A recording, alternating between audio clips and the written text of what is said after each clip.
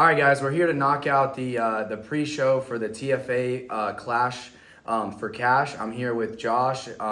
Josh is also, he owns and runs DD214 Fightwear and AMP. You guys in the Carolinas definitely probably heard of both of those brands. Very involved. So, Josh, we're here to break down, the event. And guys, really quick before we get started. We decided, we wanted to do something different. We wanted to put up, originally just put up $2,000. We were like, man, that's going to be a lot of money. I cannot thank Rug Source enough. Rug Source, a local, they're local to Charlotte. They matched our $2,000. That's how we had, people were asking, how are we putting up $3,000? How are we putting up $750, $250? That's awesome. That is literally Rug Source. They matched what we were going to put up. If you guys can go leave them some Google reviews, shout out to them. It would just be awesome. Make sure, if we can give back, because that was huge, guys, being able to do that. That's very huge. I mean, just to have a cash prize like that awesome. For the talent that's in this area, I mean, that's huge. You don't see a lot of that, and it's brought on exactly what we thought it might, and that's some hard-hitting talent. Literally, and this talent, was from literally all over the country. What I'm very excited about is, one, the wild cards in this. So the cage being a factor, the points being a factor. I love how it's not just all black belts. You know what I mean? We have MMA guys in here. What's the scoring system? So the scoring system is going to be, it's similar to IBJJF scoring, but there's going to be no advantages. Obviously they can use the cage, and it's an 8-minute match. So, I think it's going to make some exciting matches. The other thing too, we are not deciding who's going to win the match if it goes to overtime. How is that determined? Overtime is first to score. So if we're there for an hour, we're there for an hour. We're not going to decide. A ref's not going to decide who's going to win.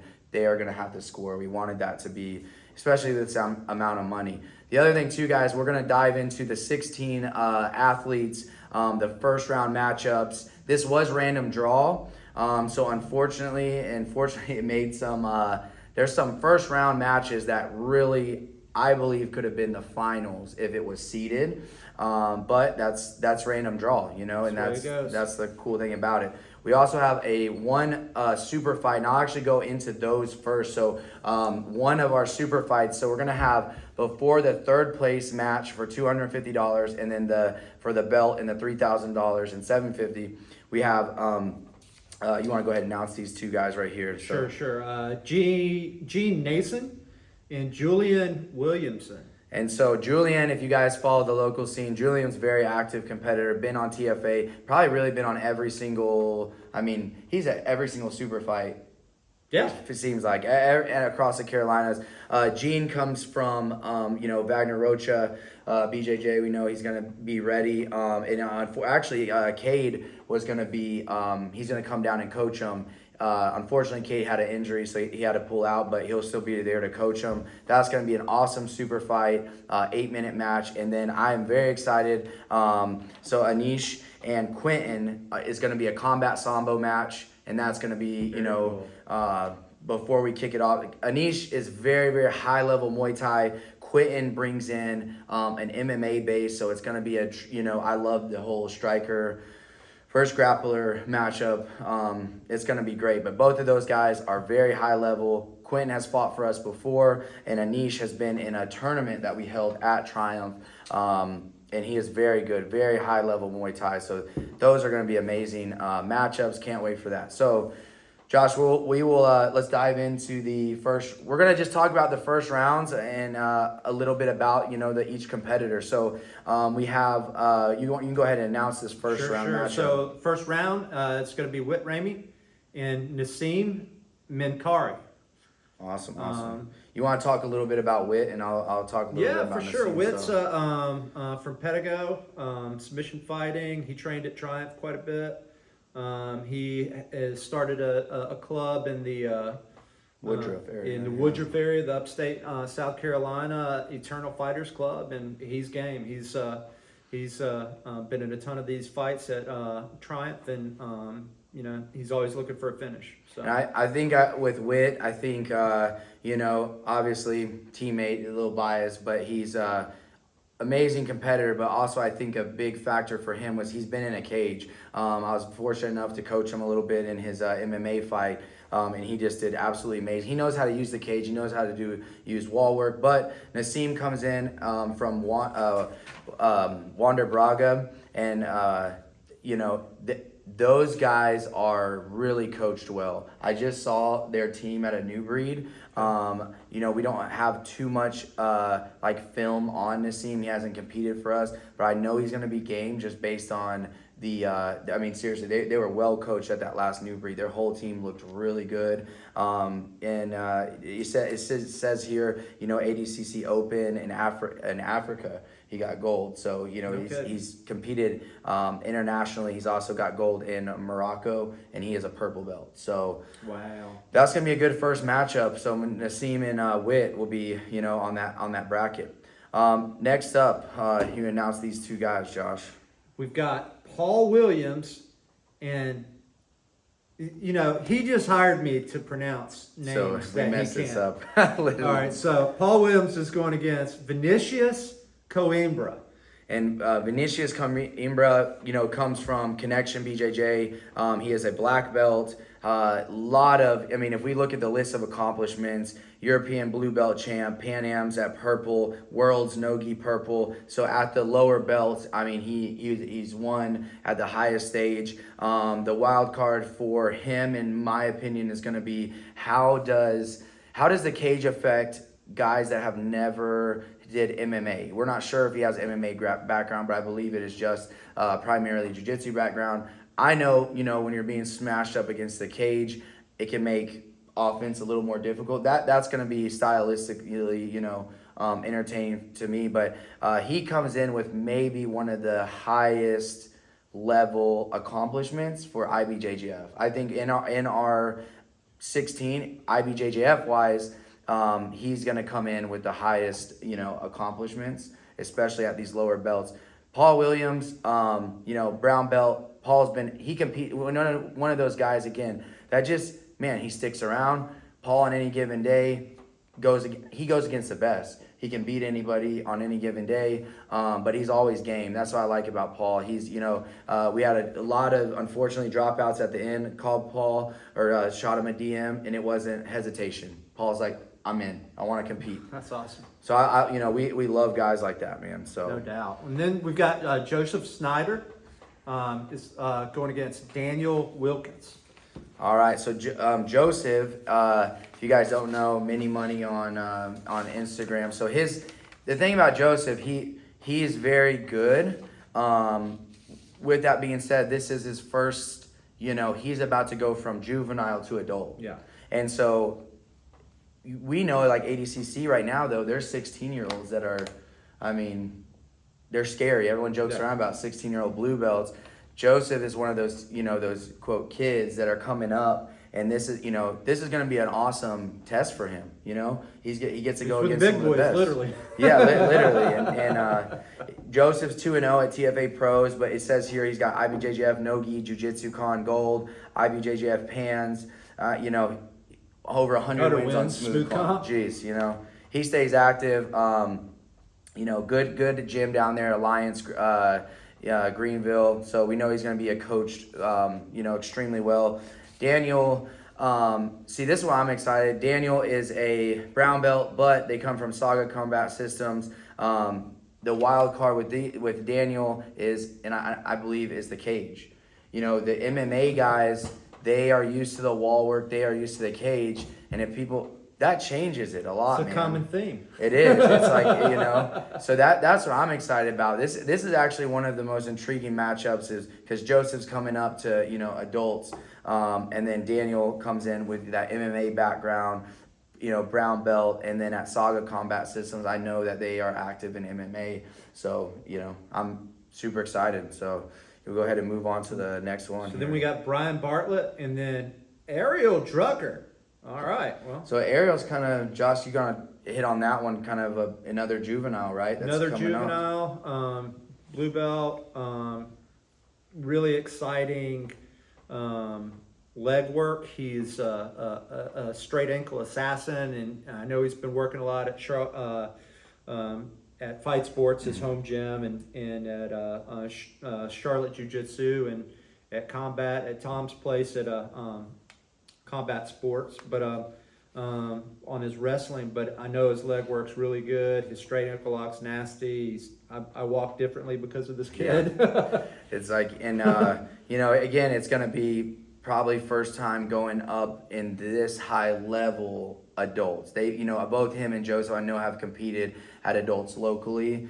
That's his old man strength real, I think, to a certain extent, but we're going to see the technique. And actually, he's going against Brian Bartlett. Brian jumped in last second. Very excited that he was able to do that. Vincent Morelli was supposed to go, but Brian Bartlett's actually his coach. He coaches over at Brunson MMA and Fitness. Brian is a black belt. So that's gonna be a good match.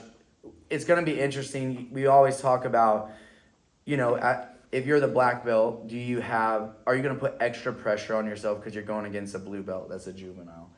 Maybe, it really shouldn't be. It shouldn't be that way, right? Because it's all, to me, it's no use just grappling. Belts don't matter, but will there be some extra pressure? I don't know. What do you think on that? For sure, there's going to be a lot of extra pressure, and then Ariel might get an extra stripe out of this. Right, there you go. But at the end of the day, a yeah. fight's a fight, Yeah. and I'm excited about this one. This is years in the grind from Bartlett against the new class of exciting young men that are coming up in the ranks in the local scene here. So it's going to be good. And so moving on to the next one, this before Josh, introduces these guys, this is the matchup that I think could be match of the night in terms of scrambles, takedowns, cage work. Both of these guys can wrestle. I know Diallo comes in with, and actually here you can go ahead and announce these So we guys, got Majid Corbett against Diallo Braithwaite. And Majid, he's competed for us before. He's coached by Carl Reed. Carl gets these guys right in MMA, but both these guys come from an MMA background. Both know how to wrestle. Diallo is actually a champion in 2 weight classes. Majid just had, I believe, a fight. He dominated. So I'm really excited about this one. Fast-paced, it sounds like. Fast-paced. Whoever, again, to me, this could potentially be match of the night. I'm calling it now just because of the scrambles, the cage work, the wrestling, I'm never going to stay on bottom, quit mentality. So really excited. And Majid's coached again by No Worries Academy, Carl Reed. And Diallo comes from the Lab MMA. Those guys are just really good, man. No doubt. So we'll move on to the next one. So we got Ethan Daly and Anson Phillips. Awesome. Do you want to Ethan? He comes from Next Level, the Next Element Academy. Pretty good, brown belt. Ethan's just competed at our place. He's good, man. Ethan's always all over. Good guy too. I wish he used to work with some local tournaments, and now he does it anymore selfishly. But he was awesome. Always just a good person, good competitor. Ethan with his game is one of those guys, man. He can beat anyone. When you start talking leg locks and you know what I mean? Yeah, the equalizer. That's the equalizer. And Ethan has strong leg locks. And I know he's been working on other parts of his game. So excited about that. And then Anson Phillips comes from Rowan Wrestling Academy. This is going to be, it says 4-1 as an MMA fighter, 2 submission victories. 1 was for the 175 pound title. It's kind of interesting. He has a white belt, right? Doesn't matter. No. He's one of those white belts. Anson Phillips is one of those white belts with a MMA stripe, right? So it's like, man, that's why I'm excited. I think it's gonna be, Ethan's, it's gonna be classic jiu-jitsu guy versus MMA guy in a cage. I'm just really excited about that matchup. Man. Yeah, stylistically, it sounds like it'd be it could get one way or the other real quick. Yeah, so for sure. that's always fun to watch. And then we got Austin Borders and Matthew Legg Greenville area, right? Yeah, Hub City Martial Arts. Matthew is black belt. Austin Borders recently celebrity star on. He just got on a show, Love Is Blind. Love Is Blind. So Austin might blow up here. Yeah. You get a but He yeah. does have good hair. He has good hair, Austin. He got good hair. Love Is Blind. Austin's going to be on it, premiering in February. So there you go. No, he's good at jiu-jitsu too, right? So he's 2-0 at TFA Pros.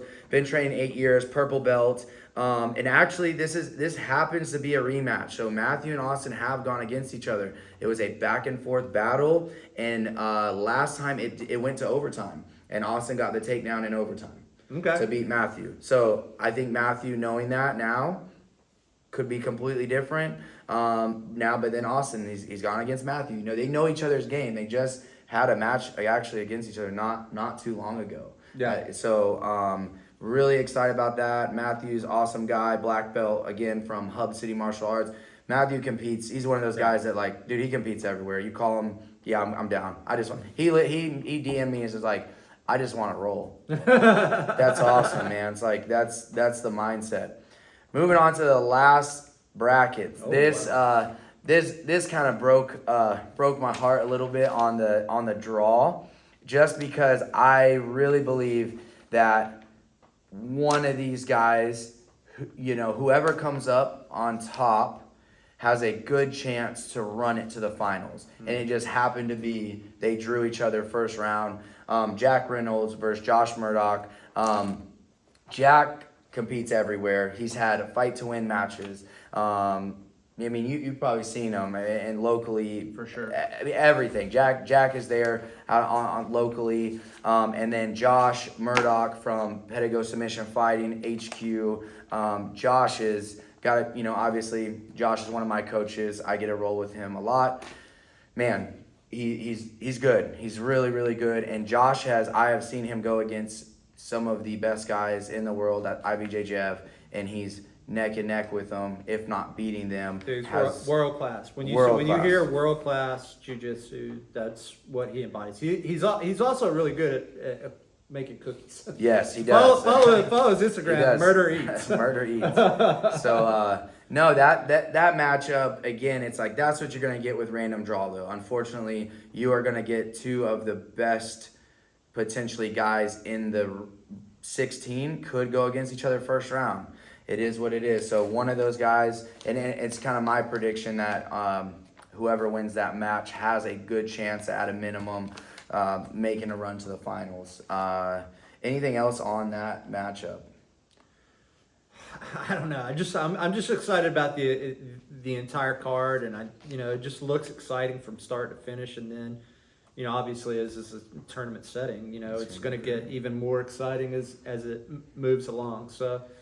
Yeah, and the whole card, guys, again, it all goes down this Saturday, January, that would be the 27th. It's going to be a great card. It starts at 6 p.m. As of right now, shooting this, there was about 89 tickets left. Once they're gone, we're not selling them at the door. But it's going to be, I think it's going to sell out, 150 seats. We're trying to make it a little bit more where people have, amazing views. Live DJ there. There's going to be drinks, food, everything. It's just going to be a good time.